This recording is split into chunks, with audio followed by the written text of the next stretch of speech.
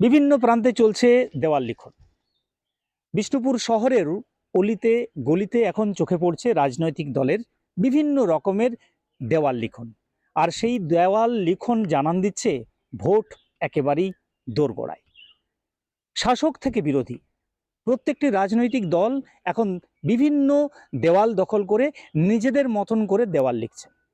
কেউ ছড়ার সুরে দেওয়াল লিখছেন, আবার কেউ বিভিন্ন উন্নয়নের কথা তুলে ধরে দেওয়াল লিখন করছেন। তবে দেওয়াল লিখনের মধ্যেও কিন্তু একে অপরকে আক্রমণের কথা ফুটে উঠছে। কি বলছে তৃণমূল আর কি বা বলছে বিজেপি এই দেওয়াল লিখনকে কেন্দ্র করে?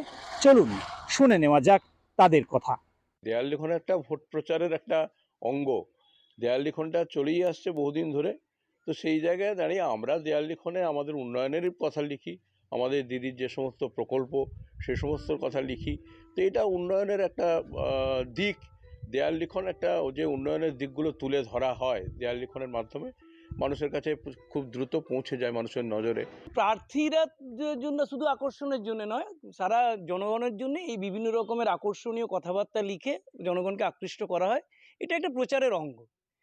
কিন্তু তাতে দেওয়াল লিখনের মধ্যে যে আক্রমণ হয় সেটা ব্যক্তিগত আক্রমণ ম্যাক্সিমাম জায়গাতে হয় না, কিন্তু ভারতীয় জনতা পার্টি সেরকম কিছু করেন না। কিন্তু এখন তৃণমূলের লোক কিছু ব্যক্তিগত আক্রমণ করে, সেটা অবশ্যই দুর্ভাগ্যজনক।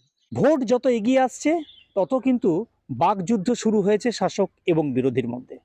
তবে দেওয়াল লিখনের মধ্য দিয়েও একে অপরকে আক্রমণের ছবি ফুটে উঠছে।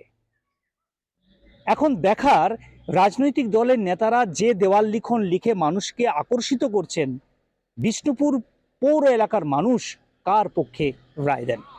আমার শহর বিষ্ণুপুর থেকে স্বরূপ গঙ্গোপাধ্যায়, কলকাতা থেকে।